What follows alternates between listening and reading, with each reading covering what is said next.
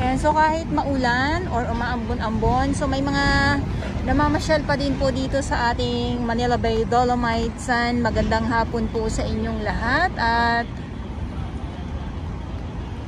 yes, Dolomite Sand pa din po tayo. Syempre maraming salamat sa ating mga warriors, sa ating mga security guard at ang ating mga kapulisan, sa ating mga volunteers.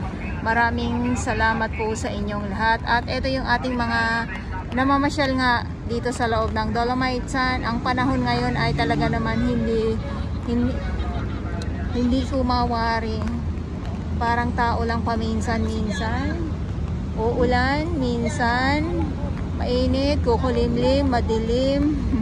Ayun lang. So ito yung update natin. Kita nyo naman po yan. No? Madilim na naman ang ating hapon dito sa Manila Bay Dolomite Sand. Pag dito sa kabila, medyo okay. Ayan. So may mga halo ang ating mga bisita araw-araw naman. May mga banyaga or may mga dayuhan na tama na lang sa kanila yung maglakad-lakad.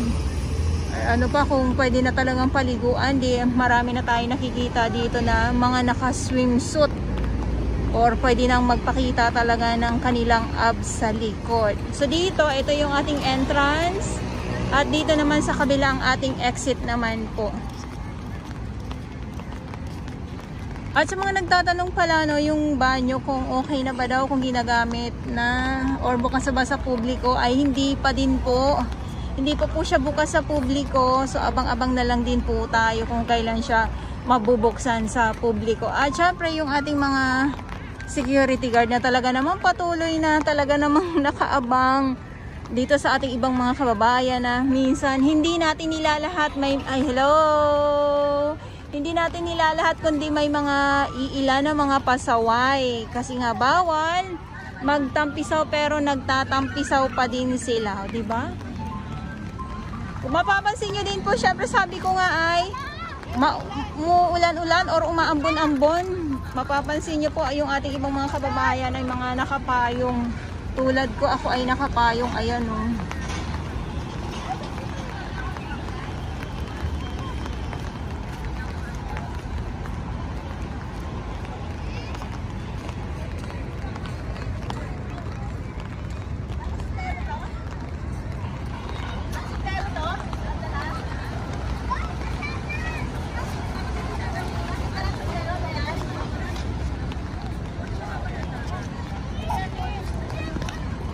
Ayan, so ito yung ating mga may papadating, may papaalis, yung mga ganyan. Wala, sige lang, o diba?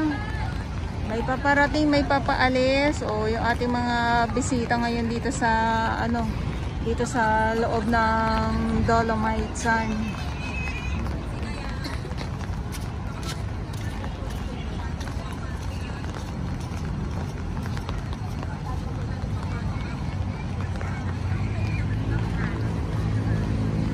Siyempre pag medyo malakas-lakas na ay kailangan na ay sumilong, lalo na kung alam mo sa sarili mo na wala kang dalang payong. Yun minsan ay tinatawag doon na yun ay hindi tayo handa o hindi tayo handa sa lugar na pinupuntahan natin.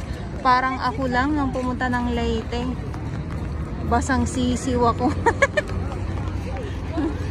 Basang sisiw ako nung pumunta ako ng Leyte. Talaga naman. Oh, kakaiba yung natin doon sa Leyte. Yung naranasan pero masaya gawa ng basang-basa tayo doon sa ulan.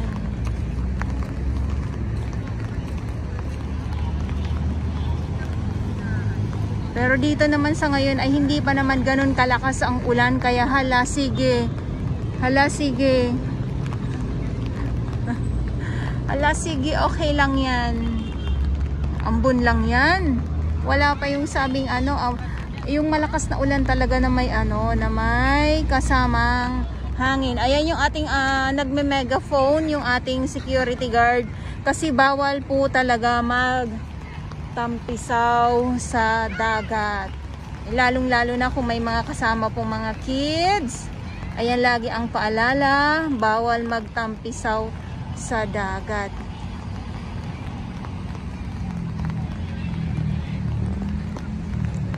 At syempre hapon na. Pag ganitong hapon na talaga naman meron tayong makikita dito pag hapon. May mga nagje-jet ski dito. Ayan o. Kung kayo ba naman ay handa kayo na ano, kung kayo ay handa na mabasa. Handa na mabasa. Konting ano lang naman, konting ulan lang naman. Ako nga nung ano nabasa sa ulan, natuyo sa araw. Nabasa sa ulan, natuyo sa araw. Grabe yung, kasi nakakatuwa lang kung ano lang, konting patalastas lang po doon sa pagpunta ko ng Leyte.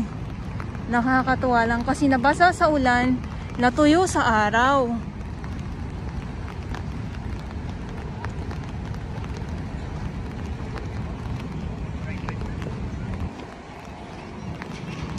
Pa-low tide na to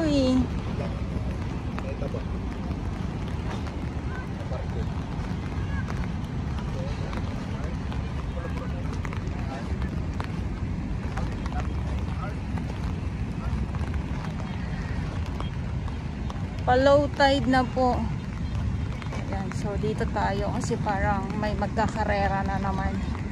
Karera sa Dolomite Sand po.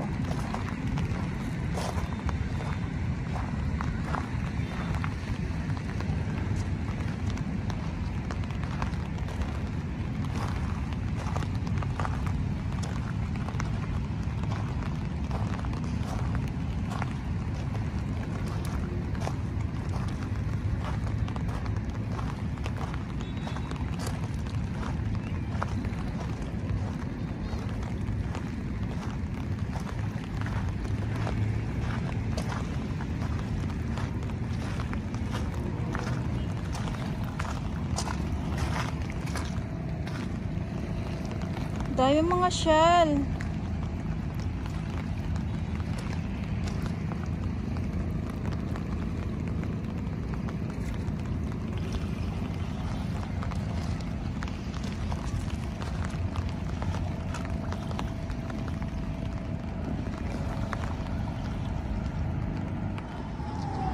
Good afternoon, Manila Bay Dolomite Sand po tayo ngayong araw, Saturday, Pilipinas. At ngayon ay July 6, 2024.